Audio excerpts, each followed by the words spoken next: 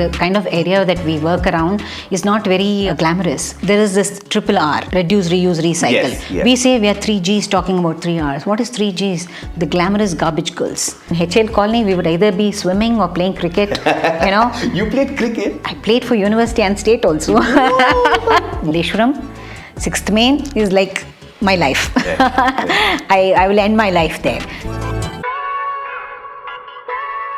Worm Rani, welcome to the show. Thank you. The name Worm Rani, which is your Instagram handle. Yeah. How did that name come across? How do you zone in and say, okay, that's the name that I want to use on Instagram? Yeah. See, by the time I got into Instagram, I was from 2007 on Facebook, and of course, because we were in the space, we were a part of a team, we were talking about composting, about waste management, about segregation of waste.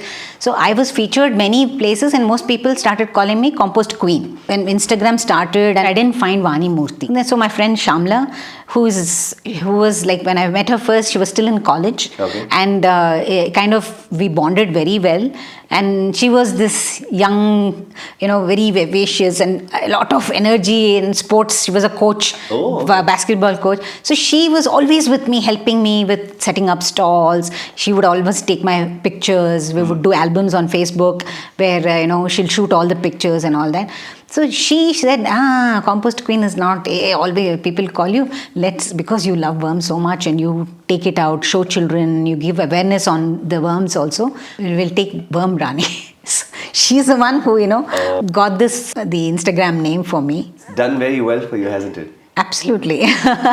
So you were born in Malleshwaram? I was born in Bangalore. Bangalore. Yeah, Bangalore born. I think around 5 and a half, my father moved to Hyderabad. Okay. So that movement took me away from Bangalore. But since I was born here, the destiny already pulled me back. So I was destined to come back. So marriage brought me back to Bangalore. Okay. And I've been here since 83. Since 83? Yeah. Oh, wow. Yeah, Okay. 83. I moved here in 84. Where did you find your husband? He found me. This is in Hyderabad, right? Yeah, but he's Bangalore guy, but his friend got married to my cousin. Again, destiny. The pull of Bangalore was so strong that I had to get back here. And you moved back in 83. Where were you staying now? Malleshwaram. In So they are Malleshwaram. from Malleshwaram. Okay. They are very well-known family in Malleshwaram. In fact, the name on the road in which we stay is named after his great-grandfather, H.V. Nanjundaya. Oh. He was one of the administrators for the Maharaja those days. Okay. Yeah, he was acting Diwan at one point of time and very well-known. First Vice-Chancellor of the Mysore University. Oh. And Sahitya Parishad, first 3 years, he founded it and he was the president for 3 years. Yeah, so quite an illustrious family and yeah. So he was always in Malleshwaram? Yeah. He stayed over there? Yeah. Oh, okay. They're all Malleshwaram. In fact, you'll find all relatives of his in Malleshwaram. The HV family, they call themselves. And when you came in 83, came to Malleshwaram, what was that place like? What did it look like? How different is it from today? I think it was much easier to move around. The starkest difference is today you go out and there is traffic and all this thing. Those days, nothing. In fact, we had a car and a scooter. My father-in-law had an ambassador those days. It was so easy to reach the Malleshwaram Market to buy vegetables. Right. Yeah. And those days, we didn't carry any plastic bags. In fact, my husband would carry buckets. Because we're a big family, we needed Joint vegetables family. and fruits in buckets. We would carry it. And life was so much easier and simpler, I think. And we lived in a large compound. Okay. There was his grandfather's house. It's that old house. And at the back is where all the sons had their houses. Right. They built the house. At the back of the house, we had a kalyani. I used to swim a lot when I was young. Okay. And first time when I saw the kalyani, I told my father-in-law, I want to swim. He said, don't go anywhere near it. There are snakes. I used to be so excited about a well in the family where I could swim because my father always said I learnt swimming in a well. In Hyderabad, we grew up in HL Colony. Okay. It is like we had lovely pool and big Olympic-sized pool. We learned swimming whole summer. We'll be in water. So highest diving board, to jump from there is like big rush. Right. You get that rush. So we used to always play, put some seeds, and who will go down, Who will first 14 and pick feet it? down to pick up, who will come, we are the winners. In HL Colony, we would either be swimming or playing cricket, you know. You played cricket? I played for university and state also. Wow. But I was not a good, my twin is like crazy about cricket. She was a tomboy, I was a very, very Garelu girl. But my father said, since you're twins, she can't get to play if you're not around. So she would drag me everywhere. So did you bowl, bat? What Both. was I it? would open batting with her. Oh my Yeah. God. So cool. Yeah. Bowling, I'll just fool around. I'm a right-hander, but I love bowling with left hand. I just fool around. Those days in 79 we started playing. 81 cricket, they were like, they'll drag me into the team because there's not enough Not enough girls to people, play. huh? So Usmania University, we were in the women's college, we used to play cricket there. When I'm hearing you talk about all of these things, you say gharelu, I'm a homebody, stay inside the house, prefer that. To becoming this influencer on Instagram, do you consider yourself an influencer? No. It is just very organic for me to put it out because I want more people to just understand that these are fun things to do because the kind of area that we work around is not very glamorous. Right. So I think like I have a team in Malleshwaram like with Shamla and Uma, and there is this triple R. Reduce, reuse, recycle. Yes, yes. We say we are 3Gs talking about 3 Rs. What is 3Gs? The glamorous garbage girls.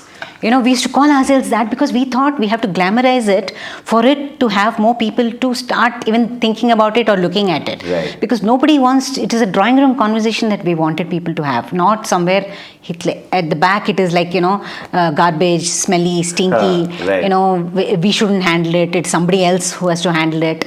You know, we pay our taxes, our cesses, you know, let the municipality take care of it. Yeah. It's not my responsibility. So we wanted people to take responsibility of everything that they generate and what happens to it after their use. Where does it go? How does it impact the climate, the planet, the earth, the soil, the other creatures? You know, these were our concerns. So I started speaking about all this, and it was exciting for me because this is something new. It's very interesting how this shift has happened for you, you know, from not wanting to go out, not wanting to do anything, to this drive and this passion that's like you were talking about. What was that experience that turned you? It started at one level where one of the persons that I didn't have many friends also. There were a lot of relatives of my mother-in-laws and father-in-laws. She was very active in the Resident Welfare Association in Malleshwaram. In Malleshwaram, huh? Yeah, it's called the Swabhimana initiative. And she told, why don't you come? Okay. And the kids, my boys had grown up a little bit. Probably she saw that I could, you know, come out. Right. You are always at home. Why don't you just come out? So very reluctantly, I said, one meeting I went. Tuesdays I meet. So I went and I was like fascinated that so many women, and they are talking about, they were all elderly women who are talking about, you know, how we can keep Malleshwaram clean, green, how we can interact with the officials, the local bodies, and, you know, make it better. Right. You know, if footpaths are bad, whom to complain, if they call the traffic cops, and a lot of chain snatchings are happening, how would you put a beat constable? We will monitor that, we'll come with you.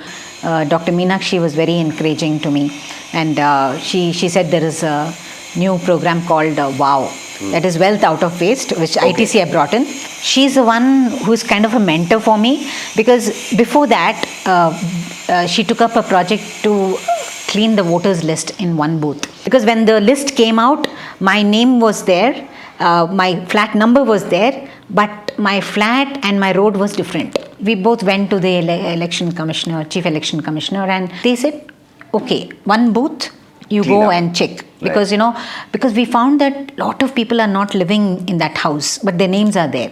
So we did a systematic, that's the first time, you know, she taught me how to do an Excel sheet, and she was a practicing gynecologist. She was a fertility specialist. She had a clinic, she was running private clinic, and then we would go house to house. We would take a book, she'll have a book, I'll have a book. We'll go and write down every house, that booth, we covered the entire booth. I think it took 2 months. House to house, got everything. And this is all walking, no? All walking. Malleshwaram, within one booth is a very small area. It's like 2 roads.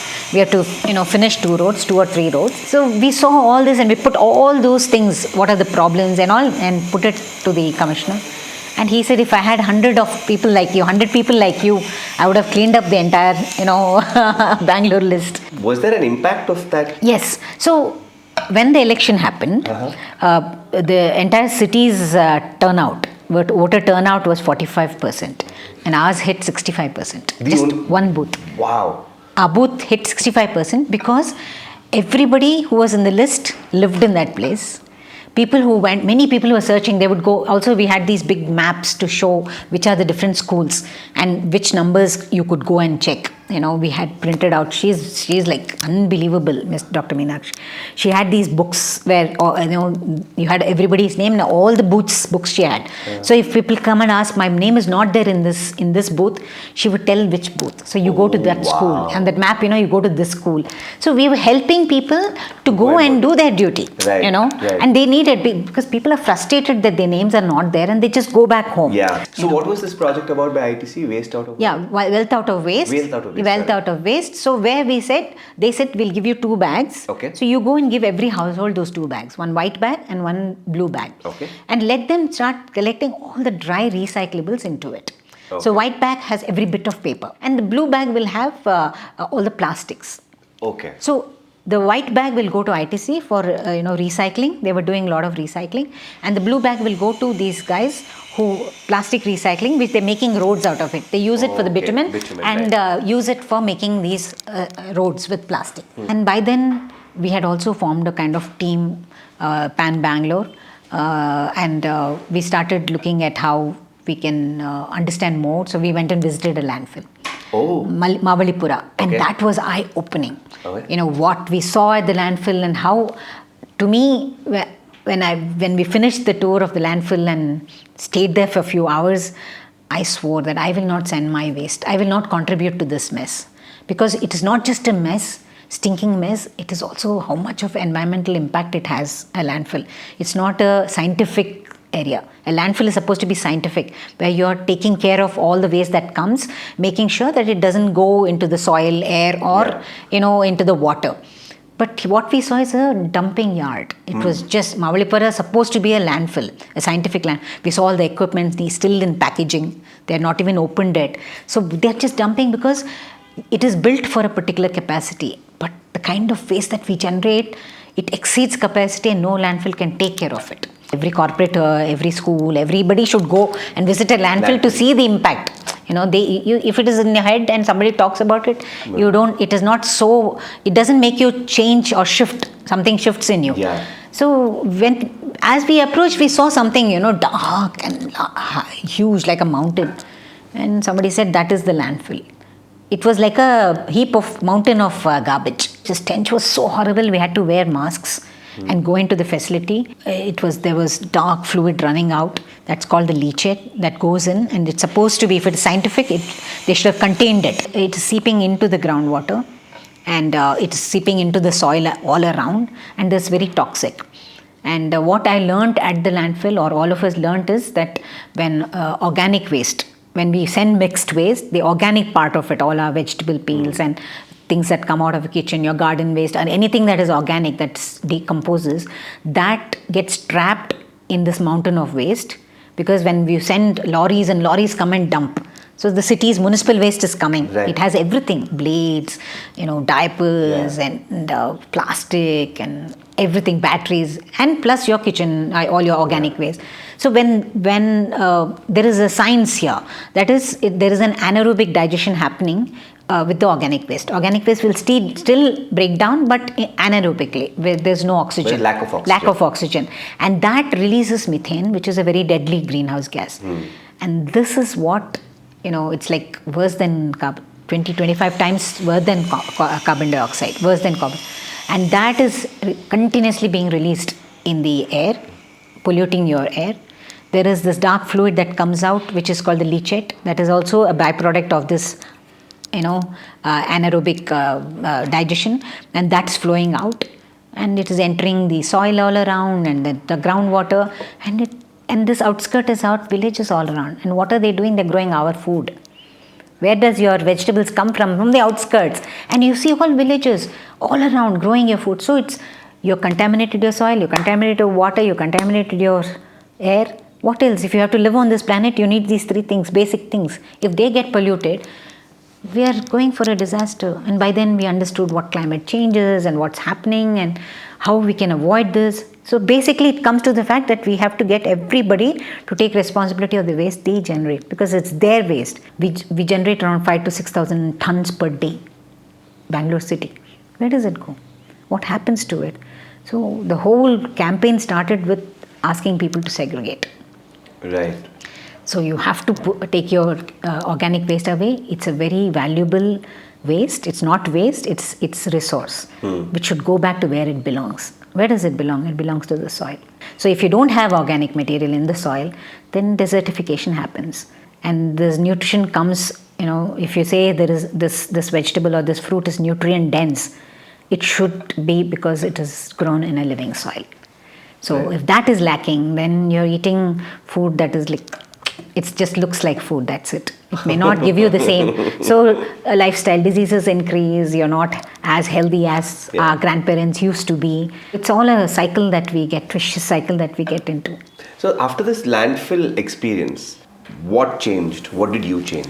First, I had to start understanding what I can do at home. Right. You come back from there and you see that is something that we had to do it first in our own homes and understand what is the waste that we generate, how much of it we generate, and what about the organic waste. So by then, Poonam Kasturi had established daily dump and got to know, went and met her. So we got our first, I and Dr. Meenakshi got a Kambas, the 3-tire Kambas, very excited about starting. And like people always say, I failed terribly when I did first time. It was a stinking mess. Which is, I think, the biggest deterrent for most people. Yeah, but I tell people, it's okay to fail. I'm glad you failed, because I'm glad I failed, because my learning curve started only there. I don't need to know the science. There is a science bit in composting. I just need to know the art of composting. So what can go wrong? Why did my first attempt go wrong? When I understood that, that's when I was able to talk about composting to everybody. I've heard your pets are not 4-legged animals, but they're worms, aren't they? They're amazing creatures who do a great job for the planet.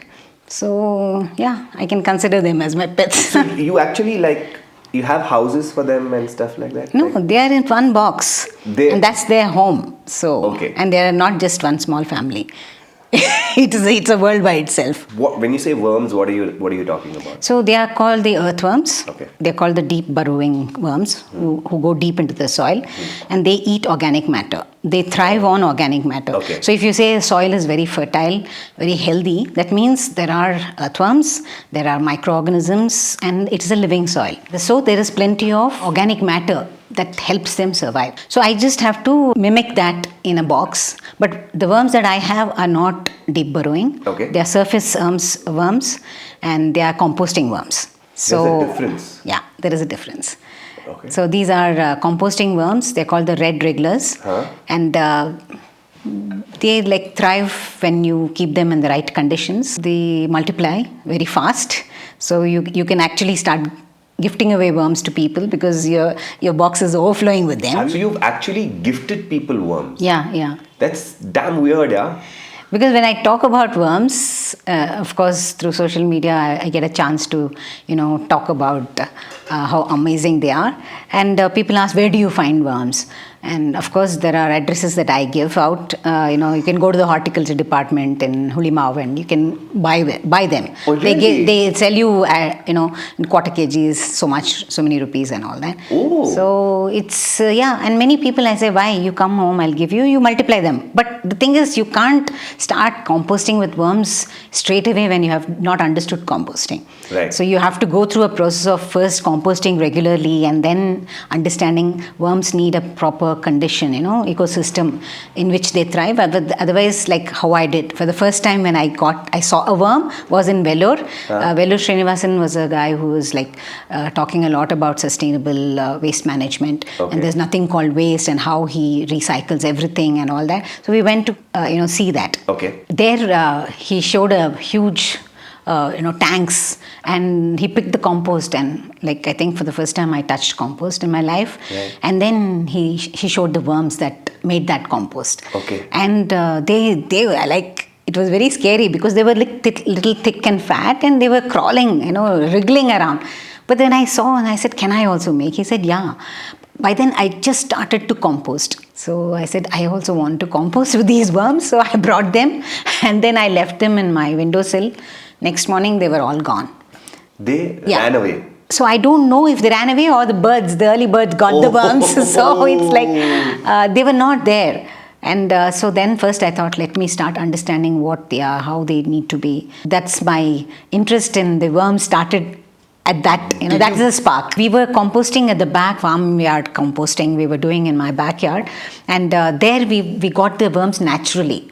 Okay. A friend of mine who lives in my apartment, Ravi Kaushik, he's very good with farming and all that. So he said, let's experiment with, all the garden waste, cow dung, raised beds. The concept of having a raised bed, we made a platform. Cow dung generates a lot of heat. Okay. A good cow dung from a desi cow we got, and then we put all of it, the gunny bags on top, and every day moisture it. That's how I started understanding that these worms need these conditions. Practically, I'm learning something that I was completely unaware of, and it was so exciting to understand that they can, eat up all your food waste and all the organic matter that you generate and create wonderful compost. It's nothing but casting. Castings are nothing but what they poop. They eat and they poop, and what that casting is like the richest source of nutrients for your plants to grow. That's how my love for worms started, and this whole movement about getting awareness out and getting more and more people to be sensitive about waste they generate and how it's impacting the environment was a very forceful part of what we wanted to do. Right. Where we got pulled in, and this is what we wanted to stay around and help people be sensitive about it. The thing is, you can't be zero waste, okay? The whole thing is not to stress yourself to be zero waste, but as far as possible, can I avoid? Can I refuse? Should be the whole thing. It's okay. You don't have to stress too much about it. But at the larger scale, you're doing a great job by avoiding as much as possible. The stress is there. A lot of eco-anxiety, Eco-anxiety. New phrase. What is the right way to therefore compost? So I usually tell people there's no right or wrong way to compost. Basically, composting is you generate every day. We all eat every day, 3 times a day. We eat fruits, vegetables. So all the peels. So first time whoever is composting, I would say just stick to peels. Okay. Vegetable peels and fruit peels. Don't throw all your leftover sambars and gravies. And so adella haakbitre sure shot failure. Okay. It's going to fail. So you have to gradually understand the process. So stick to that, what comes off your chopping board. If they are 2 big pieces, cut them into smaller pieces. Okay. That's your green waste. That's called it's nitrogenous, and it is the wet waste. When it starts to break down, it will clump. So it needs another ingredient, which is carbon material, which is dry. Okay. Like dry leaves. So in natural world, you'll see the fruit would have come on the tree, and then they will rot and they'll fall on the ground. And once that season is over, the dry leaves will fall on the ground. Yeah. So there is a natural cycle maintained. Right. So the tree keeps growing bigger because the nutrients are kept around that tree. So this organic matter belongs to going back to soil. It has to go back to soil. That's where it belongs. Right. So now with the wet waste that I have, which is green and very moist, I need a brown matter. So there's dry leaves everywhere. So you have the dry, you have the wet, and when you put them together, you need to kickstart.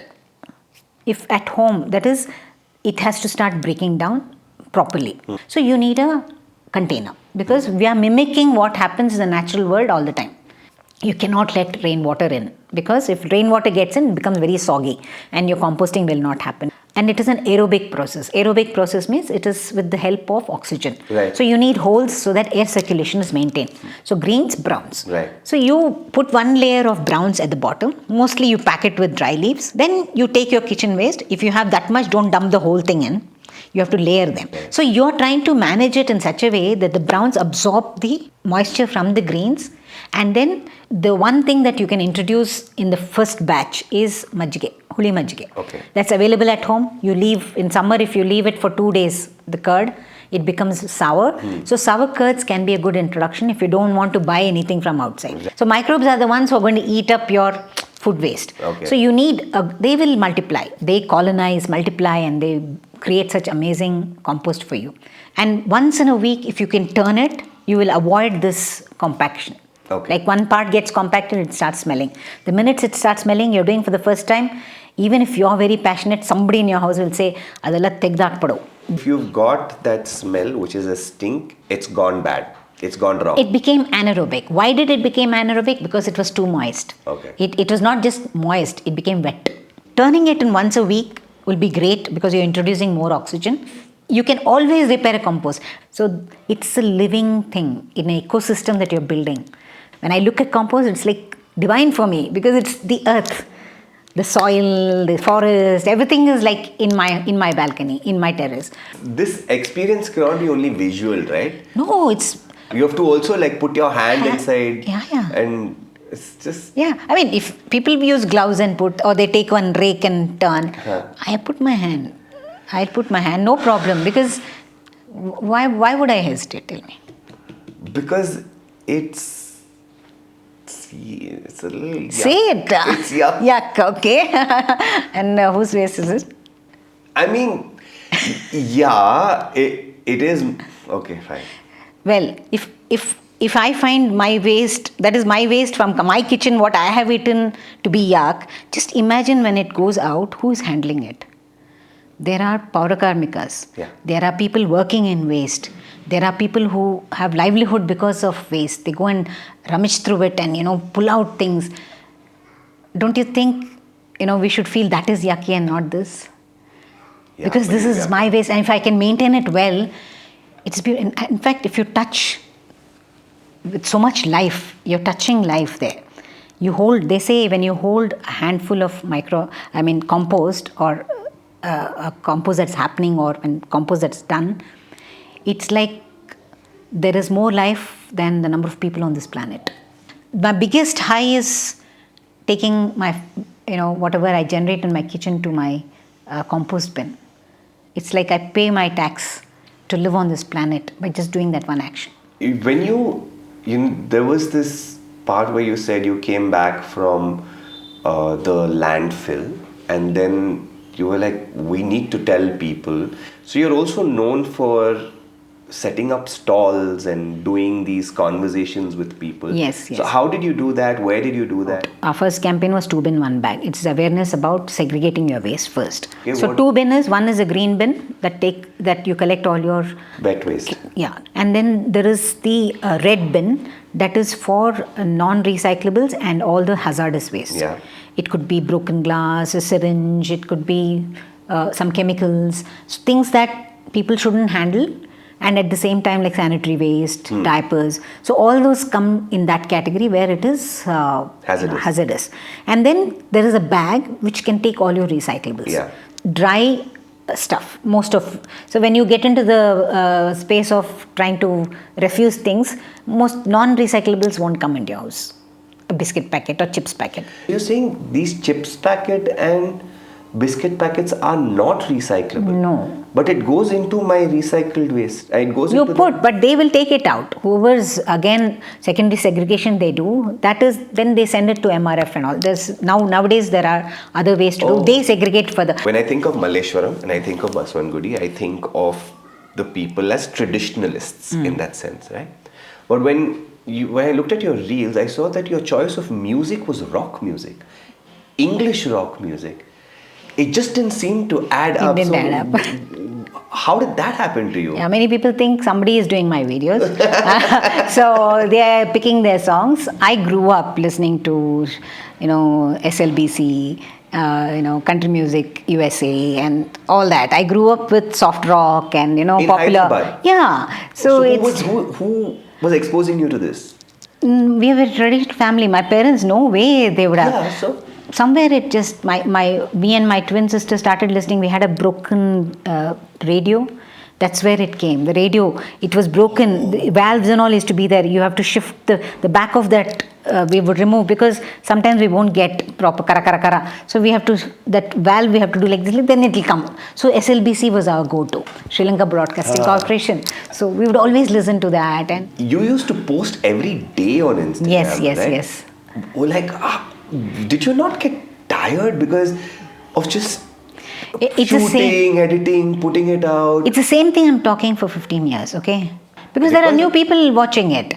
It's not the same people who are, going to be trying to understand what I'm talking about. So it is a compulsion that there may be another person who could think this is important and start. So that hope, I'll never lose hope that there is one more person. So it can be one person at a time that you're converting, right? Influencing. You're converting. Something should click in them. Some shift should happen.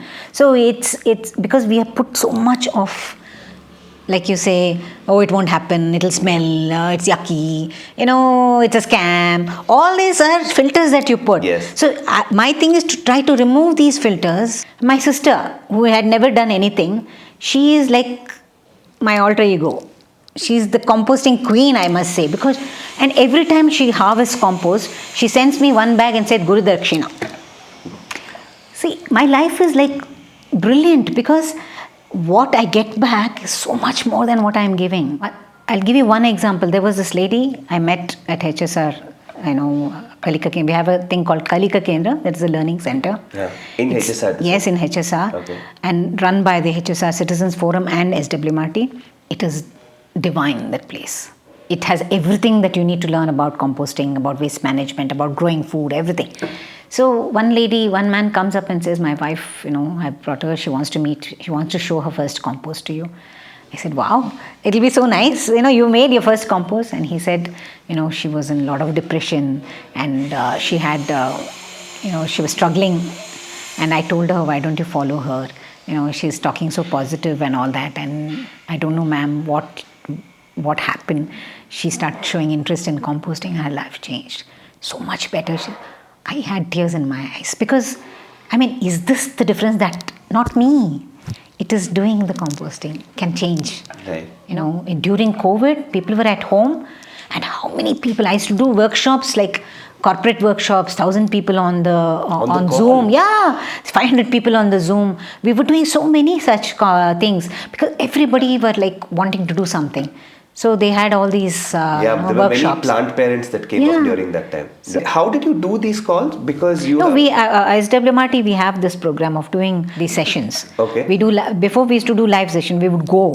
Infosys would call us, and they would have a auditorium full of people, and we would talk about waste, everything. Even when I sit in front of a Zoom, how are you doing? I have everything on my table. I'll never just so talk. So you pick and show to camera.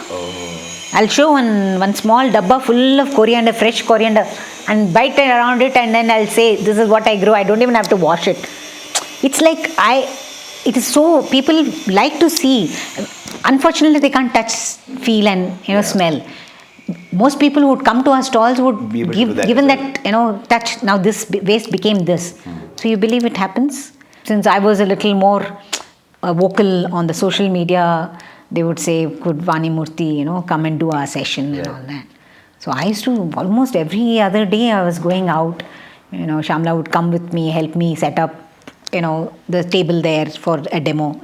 I'll never say I'll come for a talking session. It's a demo session, make sure there's a table. A lot of your work and your life in the public space has been around composting.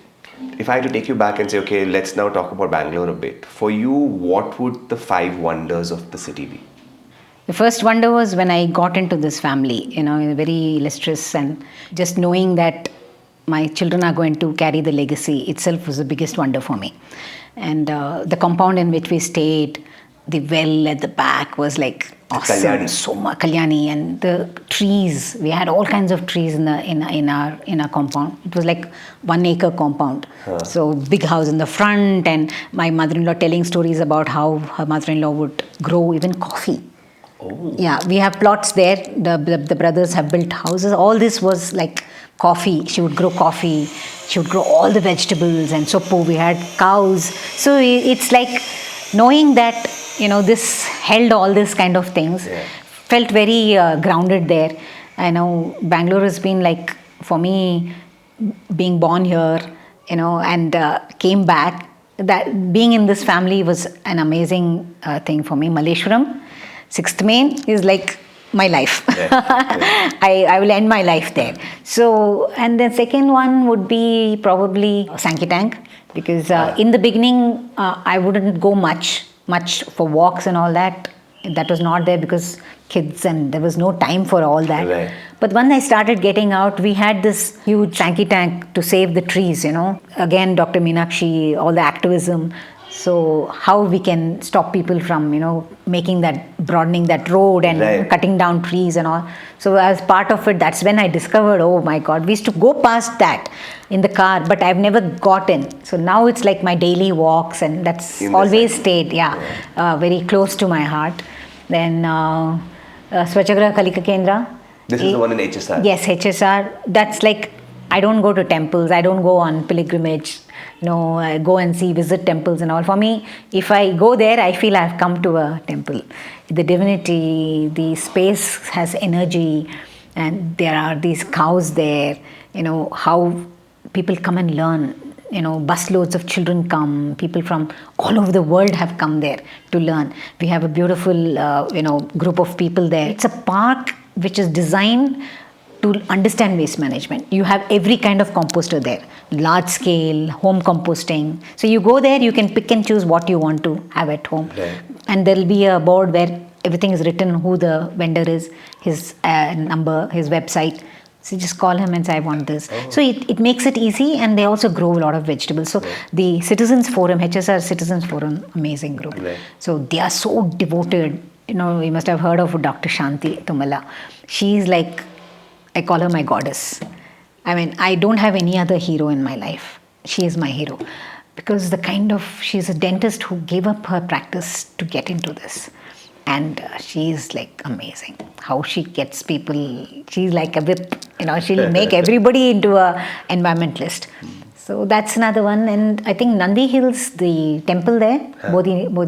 Oh, I just love the place. One of my friends had a wedding. I think they don't allow for weddings in that temple now, but we had such a blast that day. And that's the first time I went, and that small kalyani there, sitting around it, and having this beautiful zero waste wedding. Oh. And even in the dining hall next door, we were talking to people about why we give you all steel tumblers, and it was good fun there. So I think that is another place that I just love. And lastly, I think Kavan Park for Century Club. So going there and having, starting with all these bhaji bondas and all. The other day, my husband, we went to some Japanese thing. My husband, bhaji bonda kodal. I said, they're giving Japanese food. How will you get bhaji bonda? Illa bakala vat sikata, adu sikala ninge. So it's like going, having the draft beer in the afternoon, and having this, ending it with this bakala bath, the typical Bangalore curd rice. Yeah. So with lot of wagarne and all that. So it's, I think that could be another wonder for me. And my children, their favorite places like Malleshwaram railway station. Oh. I don't know, my son he's in Canada. The minute he lands, he wants to go to the railway station. Go to Raghavendra stores there, pick up the idli and vada and go and stand in the platform and eat. So for the first time when we went to pick him up, he said, no, we're not going home. We go there. Oh, yeah. So went, and it was wonder for me. My children have grown up going there every day, watching these trains go past, and what a story they have in their lives. That kept me into a lot of wonder. Yeah. We normally end our show with a postcard to the city. So, Vani Murthy, Worm Rani, if you had to write a postcard to Bangalore, Bengaluru, what would you say? Dear Bangalore, you are the one who held me in your warmth when I was born in this city. I married and came back to where I belong. You have given me my family. You created my destiny, and this is where I belong, and ever grateful, Vani. Beautiful. Thank you so much. Thanks for calling.